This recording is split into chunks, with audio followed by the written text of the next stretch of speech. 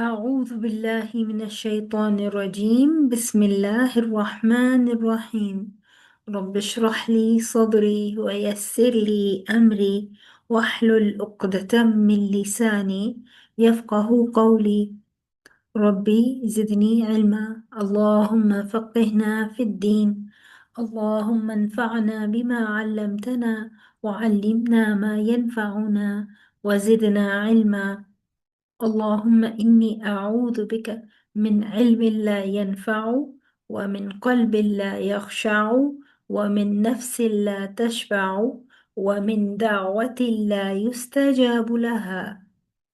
So we are starting the understanding and hifz of Surah Al-Mulk.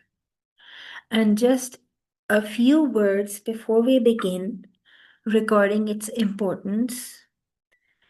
And we would definitely share more ahadith as we go further. So these are only 30 ayat which promise us protection from the grave, intercession on the day of judgment. They are a reminder of Allah's power. They strengthen iman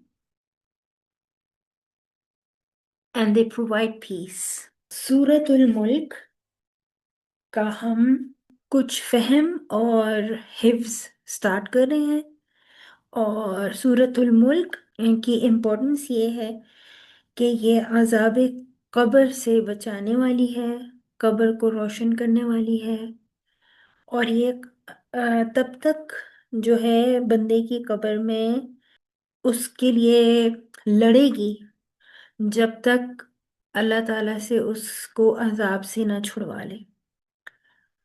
और ये अल्लाह ताला की power के बारे में, अल्लाह ताला की authority, अल्लाह ताला के कब्ज़े कुदरत के बारे में एक याद दहानी भी है और ये ईमान को बढ़ाने का ज़रिया भी है और ये सलामती और पीस भी लेकर आती है। तो इंशाल्लाह हम शुरू करते हैं। आऊज़ु बिल्लाहि मिनश शैतानिर रजीम बिस्मिल्लाहिर रहमानिर रहीम।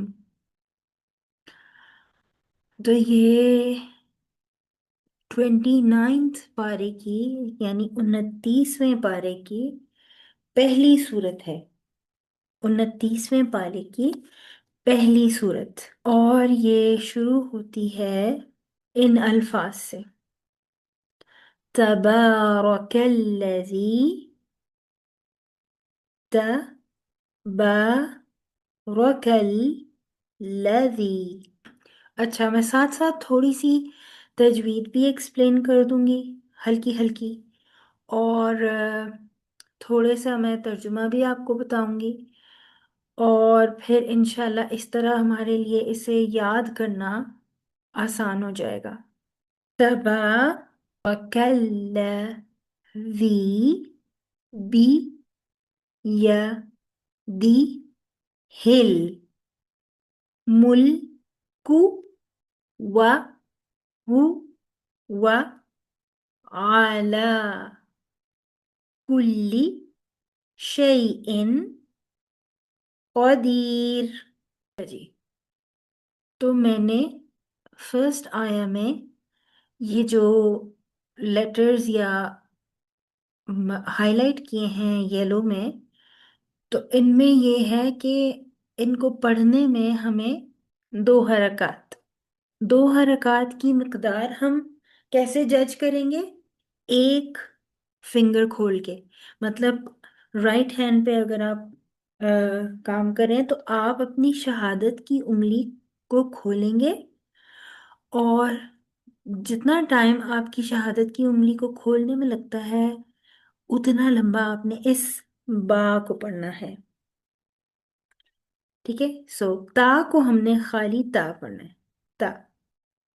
और बा को हम सिर्फ बा नहीं पढ़ेंगे, बा पढ़ेंगे। तबा रॉ, रॉ को भी सिंपल एक हरका, सिंगल हरका को हम इसलिए उंगली पे काउंट नहीं कर सकते क्योंकि वो है ही हाफ हरकत। तो हाफ फिंगर को आप कैसे مطلب وہ کر سکتے ہیں. سمپل اس میں یہ ہے تا فتحہ یا تا زبر تا اور را زبر را اور کاف زبر لام، یہ تو جوائننگ ہو رہی ہے. تو اس میں کل، پھر لام زبر لا، وی. اب وی کیا ہے؟ وی جو ہے یہ یا مدہ ہے، یا مدیہ. ٹھیک ہے، یا مدیہ میننگ واٹ؟ جیسے جیسے ہم نارمل کھڑی زبر، کھڑی زیر اور الٹی پیش کو پڑھتے ہیں، اسی طرح ہم اس کو پڑھیں گے. زال زیر یا وی. ٹھیک ہے، اس کو بھی ہمیں ویسے ہی 2 حرکت لمبا کرنا ہے جیسے یہاں پہ ہم نے کھڑی زبر کے لیے با کو لمبا کیا. تو یہاں پہ بھی میں 2 مارکس لگا دیتی ہوں. دیکھیں، آپ کہہ سکتے ہیں کہ یہ یہاں پہ جو کھڑی زبر ہے، یہ کھڑی زبر سے ہمیں پتہ چل رہا ہے کہ 2 حرکت لمبی ہوگی. اور یہاں پہ جو ایک فارمولا ہے، آپ سمجھ لیں کہ یہ فارمولا ہے. اور فارمولا کیا ہے؟ یا ساکن، یہاں پہ آپ دیکھ رہے ہیں یا ساکن سے پہلے زیر، یا ساکن ہو اور اس سے پہلے کوئی بھی الف سے لے کے یا تک کوئی سا بھی لیٹر ہو اور اس میں کیا ہو؟ زیر ہو، تو کیا ہوگی؟ یا مدہ بن جائے گی. پھر اسے ہم 2 حرکات یعنی ایک فنگر اسٹریچ کرنے کے برابر لمبا کریں گے. تو ہم پڑھیں گے تبارک الذی، بی یا دی ہل ملکو. یہ سب جو ہیں ایک ایک حرکت کے لیٹرز ہیں، بی یا دی اور ہل. حاضر لام، حاضر لام سے ساکن سے مل رہی ہے، تو اور پھر میم پیش لام مل اور کاف پیش کو.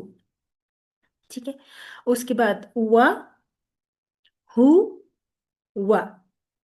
ٹھیک ہے، آ لا، اس کو بھی میں نے یلو ہائی لائٹ کیا تھا. اب یہ دیکھیں پھر سے کیا ہے؟ کھڑی زبر. تو اس کو ہم الا نہیں پڑھیں گے، ہم اسے پڑھیں گے آلا. آپ اپنی ایک فنگر کو اسٹریچ کریں گے، اوپن کریں گے. ٹھیک ہے، اور پھر پڑھیں گے آلا. وَهُوَ عَلَى کلی، کل کاف پیش لام کل. ہمیں پتا ہے کہ شدہ جب پڑھتے ہیں تو شدہ کے نیچے جو کوئی بھی حرف ہوتا ہے وہ 2 دفعہ پڑھا جاتا ہے. تو 2 دفعہ کیسے پڑھا جاتا ہے؟ 2 دفعہ وہ اس طرح پڑھا جاتا ہے کہ کھول کے لکھ کے دکھاتی ہوں. کاف پیش لام کل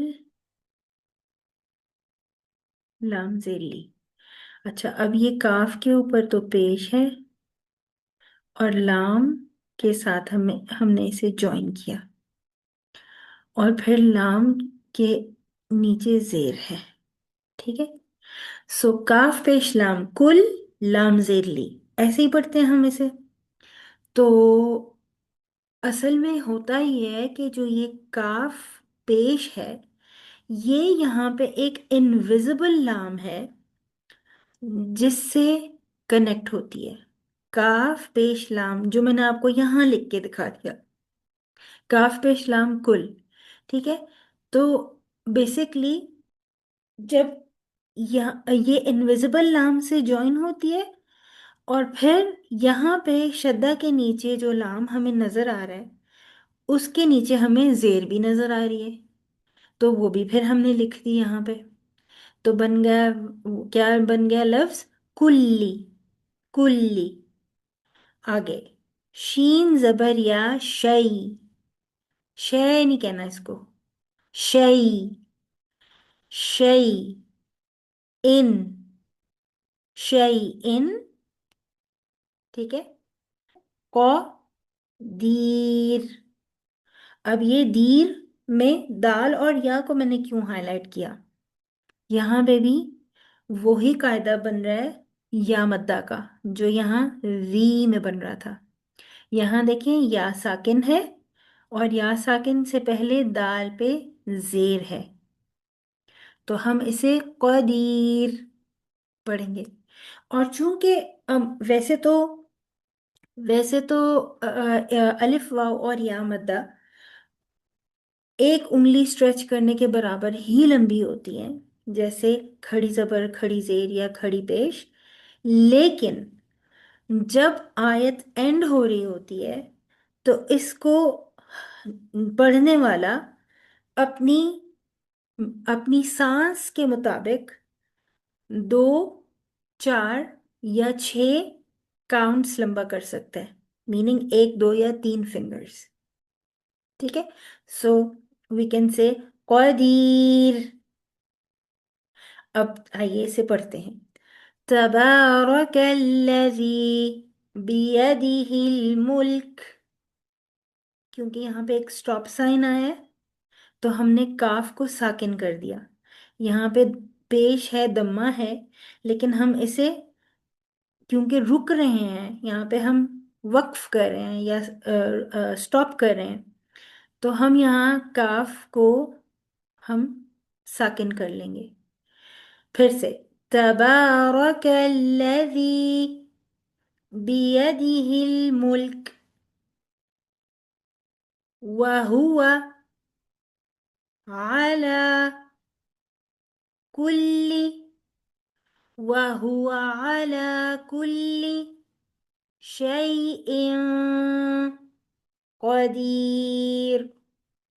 شيء قدير.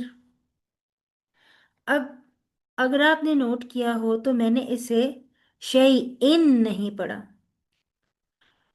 مطلب میں نے یہاں پہ تنوین ہے، دو زیر ہے حمزہ پہ، اور میں نے اسے شیئن نہیں پڑھا، شیئن قدیر. کیوں؟ اس لیے کیونکہ یہاں پہ ایک قاعدہ ہو رہا ہے. یہ قاعدہ ہے نون ساکن اور تنوین کا. جب نون ساکن اور تنوین کے بعد پوری الف بے میں سے کوئی سا بھی حرف آ جائے ایکسپٹ، یعنی ادر دین حمزہ ہا عین ہا غین خا، یہ حروف حلقی ہیں. ان 6 لیٹرز کے علاوہ ان 6 لیٹرز کے علاوہ یرملون word combination, sorry letter combination. تو یرملون، اب یہاں پہ اگر میں لکھوں تو میں اسے ایسے لکھ لوں گی جس سو کہ آپ کو یاد رہ جائے. یہ آپ لوگ کاپی کر لیجئے گا کسی ڈائری میں تاکہ آپ کو یاد رہے، جو کوئی دیکھے تو نوٹس لے، کیونکہ میں پھر یہ اریز کر لوں گی. تو کون سے لیٹرز ہیں؟ پہلے ہیں لیٹرز آف دا تھروٹ یا حروف حلقی. تو ان میں کون سے آتے ہیں؟ حمزہ، ہا، عین، ہا، غین، خا. ٹھیک ہے، 6 لیٹرز آف دا تھروٹ: حمزہ، ہا، عین، ہا، غین، خا. اس کے علاوہ ایک اور لیٹرز کا کمبینیشن ہے، یا، را، میم، لام، واو، نون. تو یہ 6 اور یہ 6 ٹوٹل ہو گئے 12، اور اس کے علاوہ اس میں ہم شامل کریں گے جو ہوں گے الف اور با. تو یہ ٹوٹل ہو گئے 14 لیٹرز.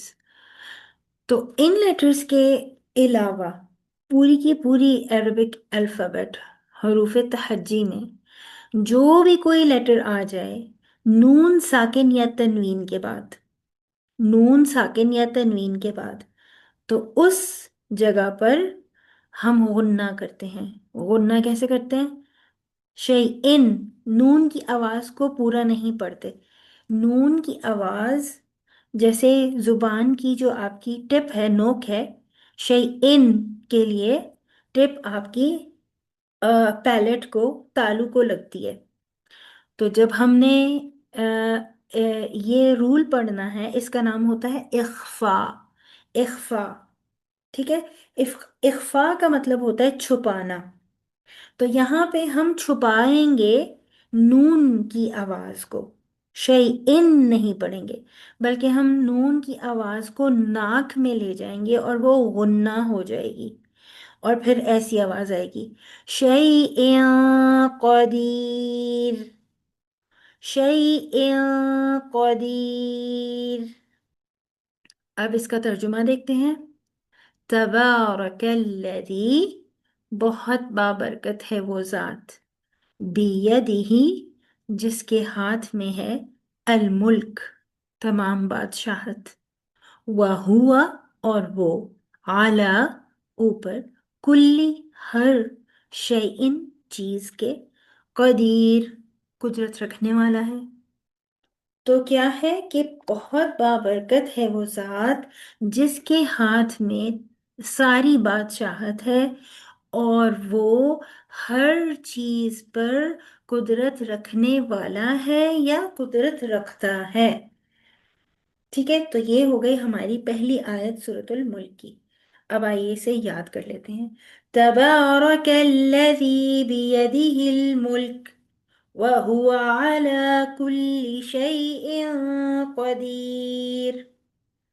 تبارك الذي، تبارك الذي، تبارك الذي بيده الملك، بيده الملك، بيده الملك. تبارك الذي بيده الملك، تبارك الذي بيده الملك، تبارك الذي بيده الملك وهو على كل شيء قدير، وهو على كل شيء قدير. تبارك الذي بيده الملك وهو على كل شيء قدیر. ابھی کے لیے آپ بس اس آیت کو حفظ کرنے کی کوشش کیجیے، اور انشاءاللہ پھر ہم نیکسٹ سیشن میں ملتے ہیں.